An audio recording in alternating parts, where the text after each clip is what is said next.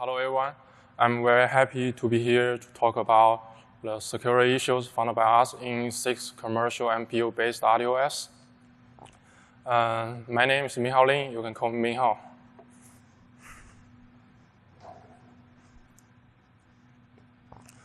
I'd like to take a moment to introduce myself and my collaborators. Again, my name is Minghao. I'm a research assistant at the University of Colorado Boulder. My research interest focuses on embedded system security and software security. In the middle is my advisor, Professor Yueqi Chen, at the University of Colorado Boulder. The rightmost is Zicheng, another research assistant under Professor Yueqi's guidance. I'm also fortunate to work alongside industry collaborators, Minghang, Chaoyang, Jiahe. They are all excellent independent security researchers, and due to the time limit, I can't describe them in detail. RTOS are widely used in embedded systems. They are applied in many important fields, including aerospace, healthcare, electric car, network routers, industrial automation, and so on. And we noticed RTOS have started to support MPU and MMU to improve security. 81% RTOS support MPU. Only 50% RTOS support MMU. So the MPU is more common than MMU in RTOS. So what is MPU? MPU is a hardware feature which manages the memory access of different memory regions according to execution state, privileged or non-privileged. As you can see on the right side of the slide, there are in total 3 regions: Region A, Region B, and Region C. Region A is readable and executable in privileged state. It's not accessible when CPU state is non-privileged. When the access permission is violated, the false occurs. And next, I will use an exploitation case to illustrate how MPU can be used to mitigate exploitation. This exploitation case is from Black Hat USA 2021, and credits go to 2 speakers for the briefing. At a high level, the vulnerability misuse the vulnerability in the OTA process, which updates file through the internet without accessing the physical devices. Here are more details about the vulnerability. Get entire file function is used to parse the file sent through the internet. However, the updated file can be manipulated by the hackers, so the parameters of this function are controllable. And meanwhile, there is no check over the parameters of malloc, so the file size variable could be large, cause integer overflow, which causes allocated memory to be very small. So following the code line, when the memory copy is invoked, the heap overflow occurs. So with exploitation, next step, as you can imagine, next step is to find a function pointer to override. The speakers choose the function pointer dereferenced in HTTP get handle function. This function is used to handle different types of HTTP requests. Based on the type, this function will call corresponding HTTP handler function. On the slide, HTTP request is an array of HTTP handler function pointers. So that's the target. So override the pointer of the array to point to the shortcode. And this is the original heap layout, and its access permission is read-write executable. And all free blocks are linked to a single linked list. When an object is going to be allocated, the program will iterate the single linked list to find the free blocks that fit the size. And in the slide, we use the red rectangle to represent the memory in use, especially the one in the middle is a vulnerable object that introduces heap overflow. So as I mentioned before, we leverage heap overflow to override the function pointer to point to the shellcode. Then after sending specified HTTP request to execute the shellcode. However, when MPU deployed, this exploitation doesn't work now, because MPU makes this heap non-executable. So simply injecting shellcode with the goal of executing it doesn't work now. It seems MPU becomes a terminator for exploitation in RTOS. Not really. We investigated 6 commercial MPU-based RTOS, including FreeRTOS, Stratix, Zephyr, Tizen, RTOSes, and OS, and we found some security issues that can be explored to achieve arbitrary read-write privilege escalation, information links, and so on. Due to the time limited, I can't enumerate every RTOS. Instead, I will describe security issues in FreeRTOS and Stratix in detail. By the end of this talk, I will use a table to give an overview of various issues in all these 6 RTOS. So the RTOS is the most widely used open source RTOS, so we will start from it. And next, I will introduce in FreeRTOS how FreeRTOS use MPU to manage the memory access. This is the MPU region definition of ARM Seamless Tree FreeRTOS MPU. FreeRTOS leverages MPU to implement privilege isolation between the task and the kernel space. And on the slide, as we can see, there are in total 8 regions, 5 predefined regions, and 3 user-defined regions.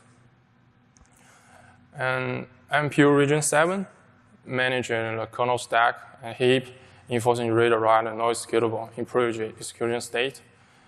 MPU 6 manages kernel code, enforcing read in privilege execution state. And MPU region 3 manages task stack, enforcing read-write and non-executable in privileged and unprivileged state.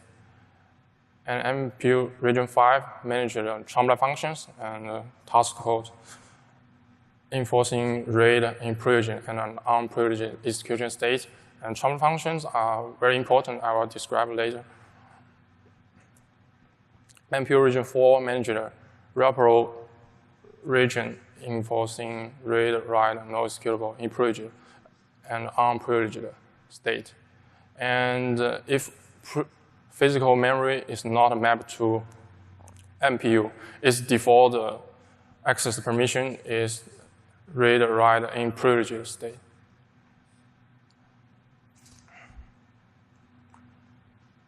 And every task has their own access permission and execution state. As you can see, the unprivileged task B cannot access the kernel code and data, as well as other tasks stack. But when task switching happens, MPU will be changed to the privileged task A. And the privileged task A can access all the memory region.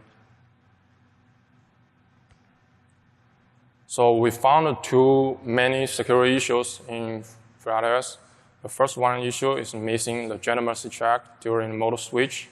Before I explain the security issues, I need to introduce trumpet function. In FreeRTOS kernel functions are wrapped by trombley functions with MPU prefix, which play the role as the trombley for switching from user mode to the kernel mode. Unprivileged task can call trombley function to request kernel services. This is an exploitation of trombley function.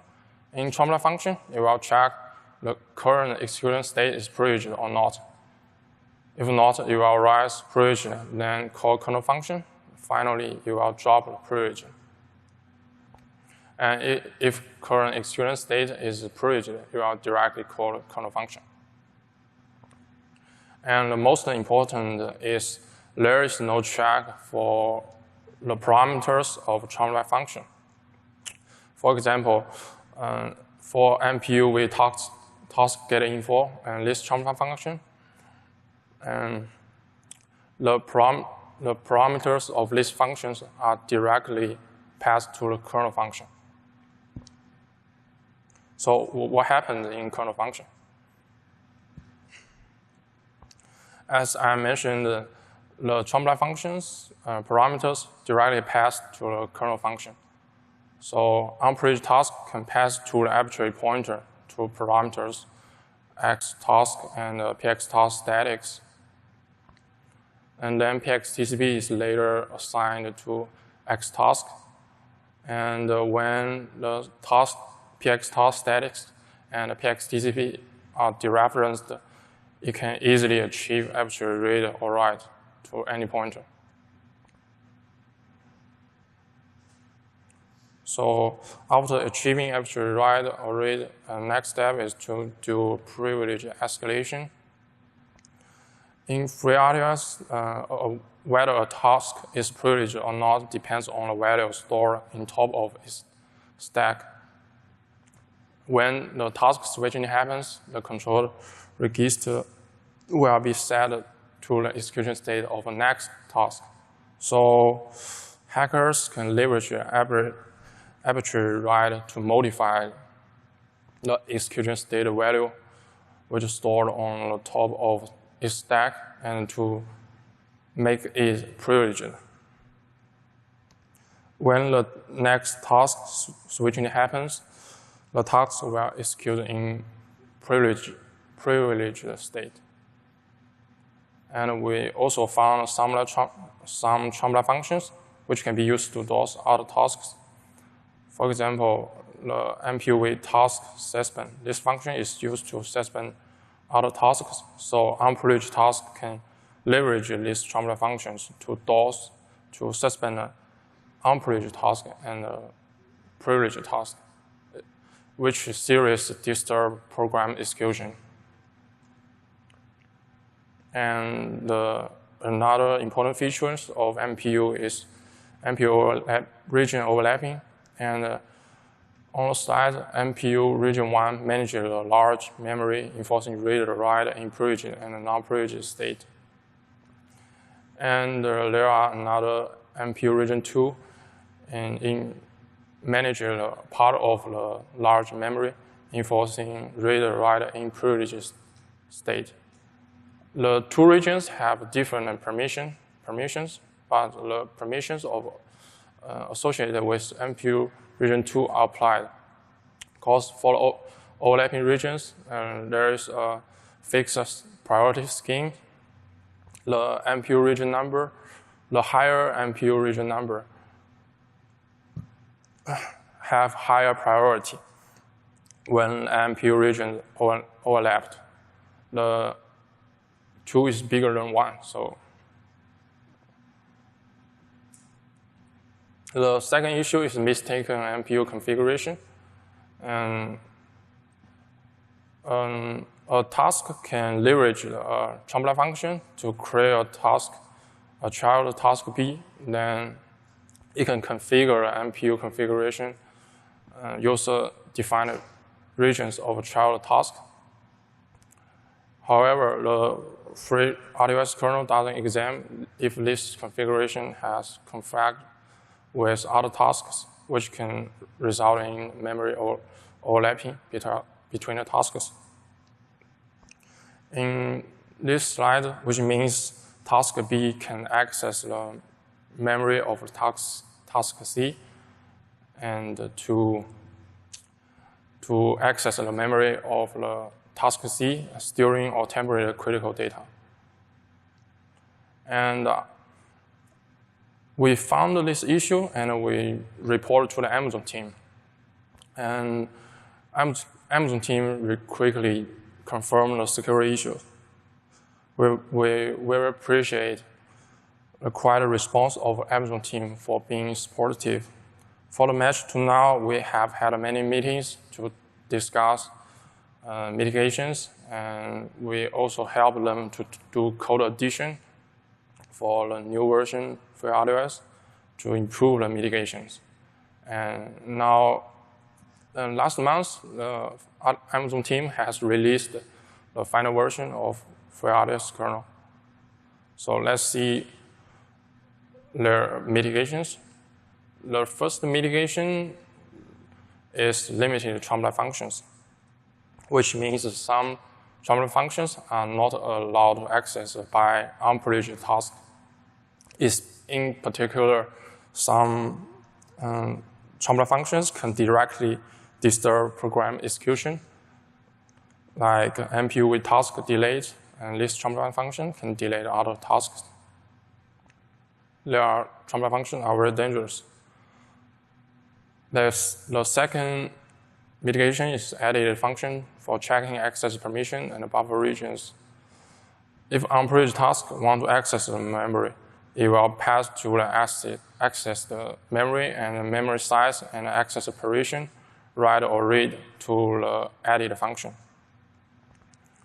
Then the added function will check the memory is in the MPU region and the access permission of the memory is warranted by looking up the MPU setting, which is record allocation or size and access permission of every MPU region. The third mitigation is replace object pointer with object ID. When the trumpet function wants to use the object, the program will retrieve a pointer with ID rather than a raw pointer view. The program also checks if the type of object to be retrieved and the object ID is valid during the retrieving the object. It will pass the check, it will return the object from the object pool. The last mitigation is adjust the location of context and the privilege stack for the trumpet functions. And previously, the task context is saved on the stack, but now the task context, including its student's data value, now is stored in TCP, which is accessible to the privileged code. And previously, the trumpet function are executed on the task stack, but now the trumpet function are executed on separate privileged only stack. When the task calls trumpet functions, the stack pointer register will change from the task stack to the privilege only stack. So how about other RTOS? The next is Stratix. Stratix is an advanced RTOS designed for embedding applications. In the Stratix, the smallest union of memory management is a module, which comprises a set of tasks. MPU region 5, 6, 7 managing the module data, and MPU 1, 2, 3, 4 managing the module code, and MPU 0 managing the kernel mode entry, which is a trumpet function in Stratix. And similar to FreeRTOS, unprivileged tasks can call kernel model entry to request kernel services. And unprivileged tasks can pass kernel request and parameters to kernel model entry. Then the kernel model entry will call corresponding kernel services. And there are two checks in trumpet functions in Stratix. The first check is check the type of the pointers. So every pointers has an ID field as a type identity in Stratix. And the second check will check the location of pointers. Check the pointer is in module space or kernel space. So the hackers can not pass arbitrary pointers anymore. This is an example of checks in Chomla functions. This Chomla functions parameter is thread pointers. Then you will check if the pointer is in a kernel space. Then you will check the thread pointer. The type of the thread pointer is valid by checking the ID field value. So these checks in Stratix are very strict. Is Chomla function in Stratix really secure? So what about the pointers that matches the type and the location, but it's just incorrect? And I'll give an illustrative example. For example, the malicious thread 1 passed to the thread to the pointer handler to kernel model entry to request deleting the thread 2. The kernel model entry will check if the pointer is in the kernel space and the pointer is a TX thread class based on the ID field value. Because it matches the type and the location, the thread 2 is destroyed. So, which can cause DOS. And we also use CodeQL to find how many Chomla functions have the similar issues. And this is my CodeQL script for the arbitrary write in FreeRTOS. The source is a parameter of Chomla functions, and the sink is assigned expressions.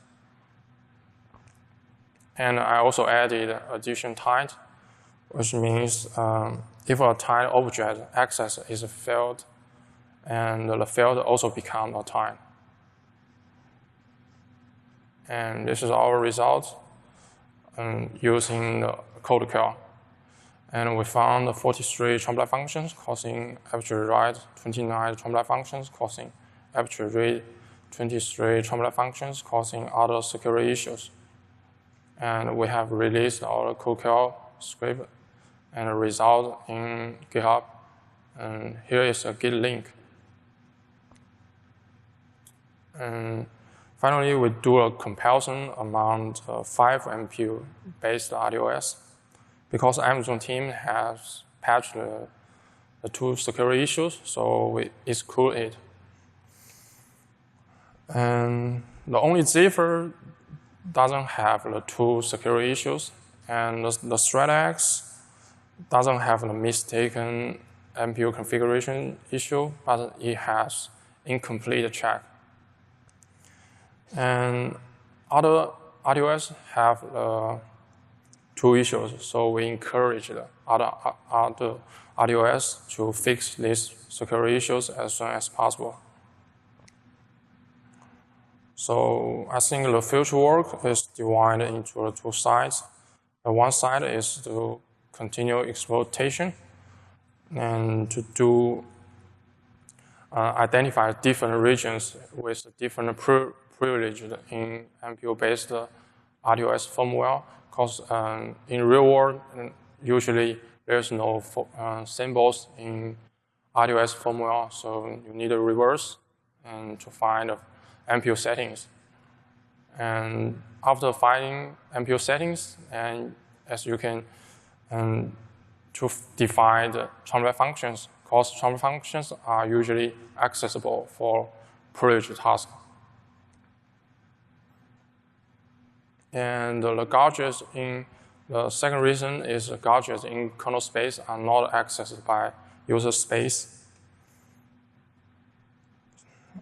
The second side is protection. If the performance allows, we need a better isolation, like an MPU virtualization. And thanks for listening, and I hope you enjoy this presentation. My name is Minghao, and this is my Twitter and personal web page. You can contact me by email. Thanks.